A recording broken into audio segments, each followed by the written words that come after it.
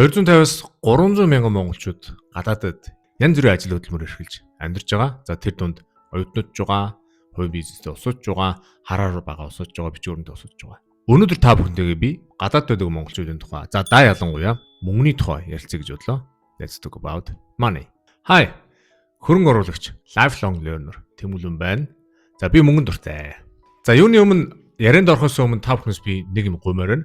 За би өөрөө бол гадаад амьдардаг. Та бүхэн баг мэддэг усан баг. Холбооны нэгдсэн Швейцар улсад амьдардаг байгаа. Энэ видеогоор та бүхэндээ би зүгээр л өөрийн үзэл бодол, харсан, үзсэн, сонссон юм аа ингээд ярилцъя гэж бодлоо. Тэгэхээс биш ямар нэгэн юм заах гэсэнгүү, ямар нэг юмыг одоо тулгаж шаардах гэсэнгүү, бодлоо тулах гэсэнгүү.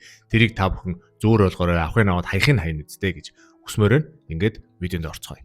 За яг одоогийн байдлаар 2026 он гэхэд гадаад байдаг монголчуудын ер нь 2 дахь үе нь одоо ажлын талбар дээр гараад эхэлсэн гэж болж байна. За тэрний юу гэсэн үг вэ гэхээр 20-30 жилийн өмнө наав ээж нэрээд ч юм уу те. Тэгээ хүүхдүүд нь одоо том болоо 20-30 настай хүүхдүүд нь одоо ингээ ажлын талбар дээр гараад яг энтхүү усууч ажил хийгээд хөдөлмөрлөд явж байгаа гэсэн 2 дахь үе. Second generation те.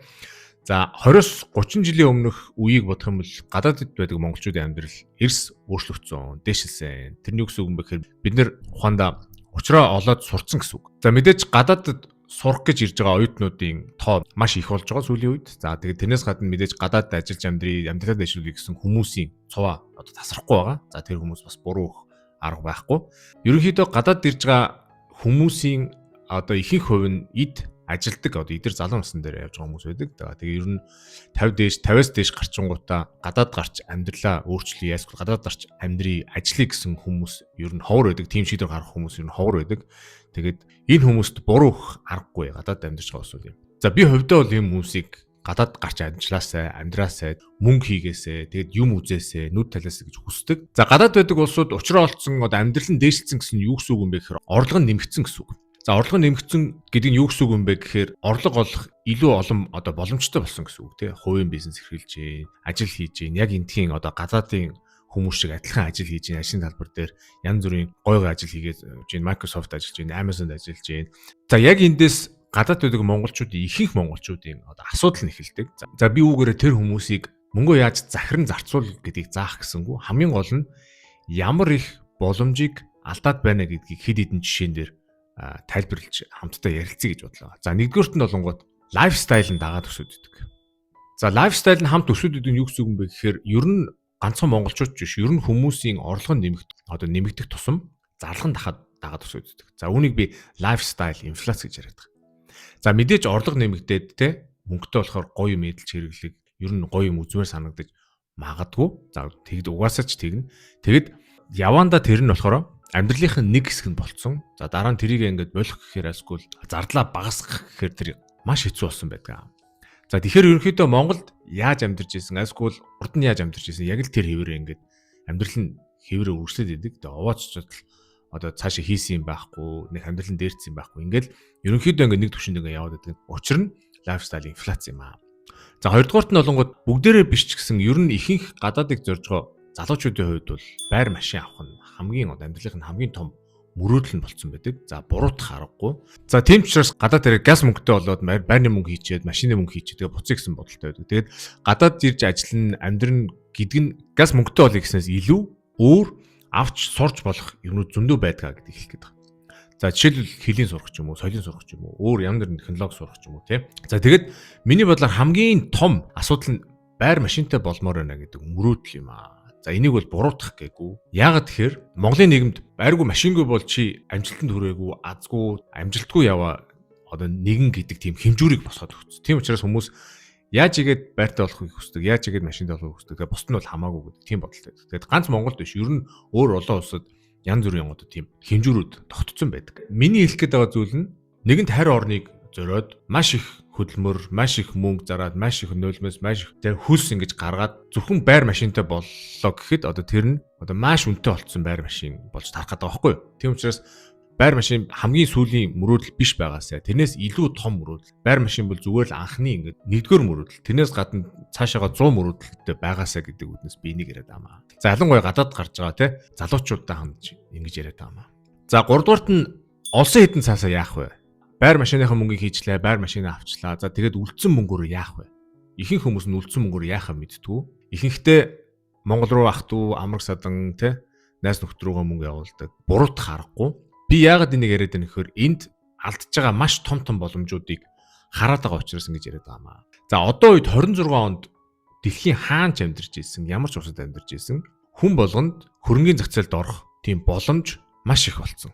За энэ их боломжтой үе одоо 2026 оноос өөр одоо тийм их боломжтой үе байгаагүй. Тийм болохоор юу гэх гээд байна гэхээр хамгийн их мөнгө эргэлж байгаа газар бол stock market, мөнгөний зах зээл, хөрөнгөний зах зээл байдаг.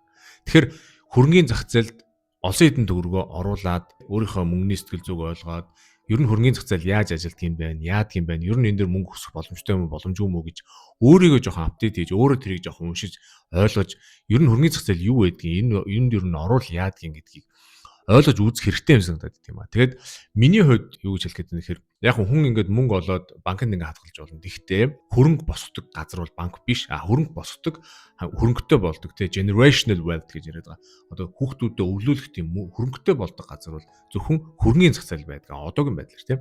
За дөрөвдүгüүрт нь олонгууд олон хэдэн цаасаа Монголд юм айлсгүй банкн зүгээр ингээд дараад хадгалаад байдаг. Ихэнх хүмүүс хураас хэдэн төгрөгөө банкнд хадгалаад байдаг. За тухайн улсынхаа банкнд ч юм уу айлсгүй Монгол улсын банкнд хадгаламж нэгээд хадгалуулад байдаг. За мөнгө хурдан шатай, мөнгө хурдан ер нь үн цэнгүй болгоё гэж ивэл банкнд хадгалах хэрэгтэй гэж би яриад байдаг. Тэгээд энэ тухай бас энд гарч байгаа контентыг та бүхэн хүлээн авч үзээрэй.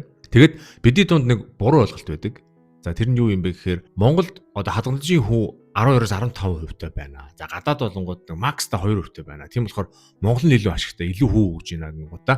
Нөгөө олон хэдэн цаасаа Монгол мөнгө рүү хөрвүүлэнгуудаа Монголд авчиж хадгаламжинд хийгээд байдаг. За энэ бол маш буруу юм а. За миний хувьд бол маш буруу. Тэгээ энэ тухай бас та бүхэндээ би маш дэлгэрэнгүй энэ хоёр контент бэлдсэн байдаг. Тэгээд та бүхэн бас тэрийг хүлээн авч үзээрэй. Хамгийн хурднаар олсон хэдийгээ шатай, аскул ер нь байхгүй болгоё гэж бодож ивэл банкнд хадгалах хэрэгтэй.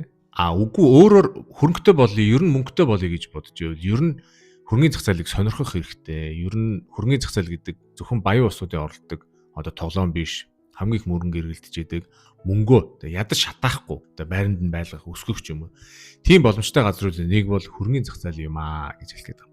Эцэст нь гэж хэлэхэд бидний монголчууд одоо 100 мянгаараа маш их золиос гаргаж гадаад гарч ажил хийж хэдэн төгрөг хүйхийг боддог. Тэгээд энэгээр би юу гэж хэлэх гээд байна гэхээр манай залуучууд ухаантай болохоор манай залуучууд ухаантай угаасаа том мөрөлдөлтөй байгаасаа гэж хүсэж байгаа. Зөвхөн байр машин гэхгүй байр машин бол нэгдүгээр мөрөлдөл, за хоёрдугаар мөрөлдөл нь том мөрөөдөл хэрэгтэй гэж би хэлэх гээд байгаа. Тэгээд байр машиныг авч болохгүй, байр машины мөрөөдөлтэй байж болохгүй гэж хэлээгүй. Хамгийн гол нь мэдээж маш их цаг зав тэгээ золиос гаргаж гадаад ирээд ажиллаж байгаа юм чинь зөвхөн байр машин гэж мөрөөдөхгүйгээр том мөрөөдөө тэр гадаад байгаа тухайн улсынхаа бүх юмыг тултал нь ашиглаа цагаа битгий дэмий үрээрээ гэж залуучуудад хэлэх гээд байгаа. Хамгийн гол нь би гадаад руу ирж байгаа хүмүүсийг буруутгахгүй. Одоо видеоны эхэнд би хэлсэн гадаад руу явж ажиллах хэрэгтэй, юм үзэх хэрэгтэй, юм сурах хэрэгтэй, нүд тайлах хэрэгтэй, хүмүүстэй уулзах хэрэгтэй, хүмүүстэй танилцах хэрэгтэй. Тэгээд нэгэнд ирж байгаа юм чинь тэр одоо тухайн улсынхаа юмыг тултал нь ашиглаад тултал нь бүх юмыг сураад тэгээд байвал бидний эдэн монголчууд цогүүлэх нэ амархан өгчнөө. Тэгээд бид нар угаасаа одоо тасн цогтгоо маш сайн усууд гэж бид нар өөрсдөө ярьдаг. Тэгээд монголчууд нэг цаанаа нэг өөр байгаад байдаг. Тэгээд тийм учраас тэрийг жоохон ашиглаад цагаа дэмий өрөхгүй байх юм бол маа залуучууд бүгдээрээ лаана гэж боддог. За тэгээд энэ хүртэл цагаа газтан байж үзсэн та бүхэндээ баярлалаа. Энэ бол миний зүгээр бодол байсан. Та бүхэндээ би тулах гээгүй. Авахыг аваад хаяхыг хаяарай. Тэгээд хэрэг та гадаад амьдардаг бол одоо энэ зүйлийн тухай ер нь энэний тухай олон хэдэн цаасаа ер нь яадгүй энэний тухай ер нь юу гэж бодож байна сэтгэлээ комент хэсэгт бичээрэй. Тэгээ би бүгд комментиг уншдаг байгаа. За ингээд дараагийн дугаар хүртэл түр чао.